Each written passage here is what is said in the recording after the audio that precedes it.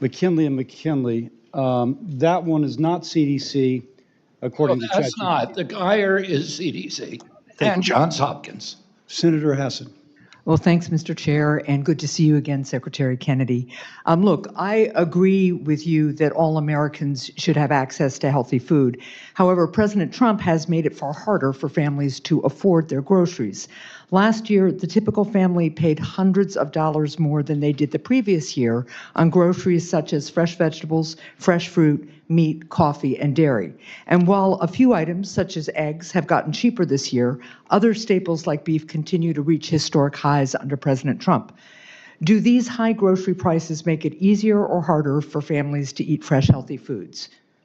I would say that beef has dropped by 1% in the last quarter. And look, beef prices are up 20%. Banana prices are up nearly 7% since President Trump took office. Cheese prices are up 6%. So again, when groceries get more expensive, easier or harder for families to afford the very healthy foods that you want them to eat? Well, there's also, you can eat beef, you can eat poultry, you can eat fish, and the price of beef is dictated by the size of the herd. The herd dropped the If lowest. it's, look, you're not answering, but obviously if the food is more expensive. President Trump for something that he didn't do. Well, let's take a look at this image. Did you post this image in 2024 about grocery prices being too high?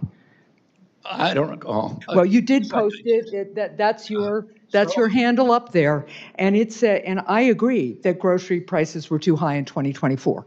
But under President Trump, they have skyrocketed even further. So now let's go to an updated version of this post.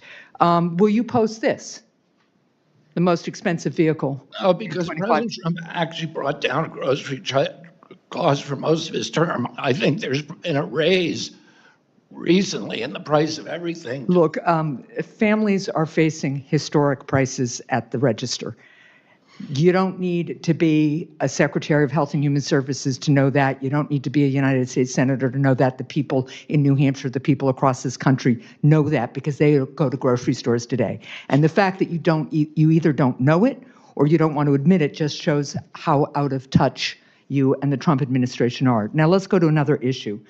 Earlier this year, President Trump signed an executive order to increase production of the pesticide glyphosate, commonly known as Roundup, and to grant immunity from liability to the company that makes it. You've said that glyphosate causes cancer.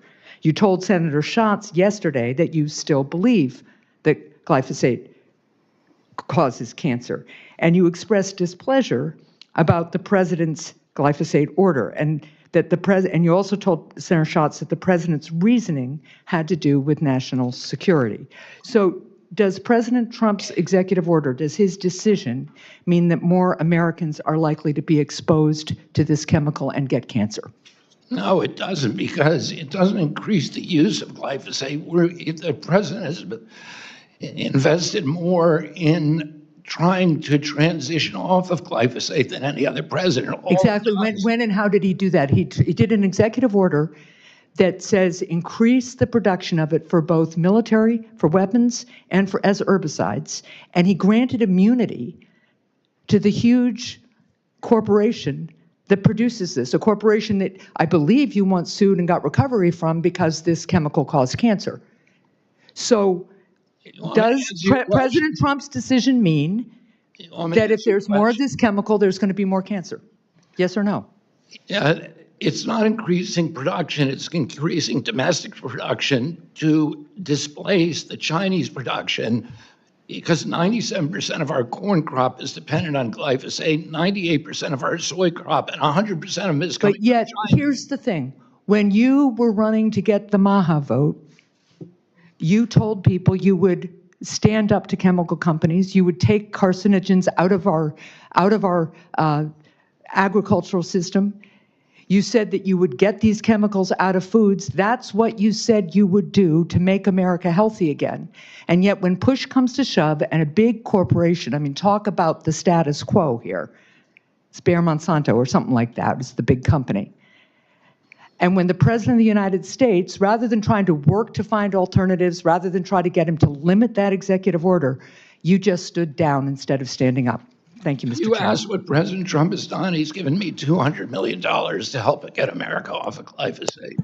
Well, I would look forward to finding out who is doing the research and the science, and are you working with the We didn't EPA to create do it? this problem. You guys helped create this problem over the past 30 years. And you just told the He's big dealing with the corporation that they don't even have liability for it He anymore. is dealing with a national security vulnerability where the Chinese could shut off our food supply in a single day. So That's a good situation. Mr. Chair, I'm going to yield my time, but I'm just going to say this. You have now been changing your testimony over time I have about this. not changed my testimony. You said earlier you were displeased with this. You tried to talk the president out of it. I did.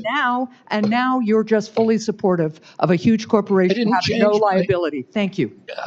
I sued that corporation and got $11 billion from them, and it put them on the edge of bankruptcy. Right, and now you're just folding right in front of them.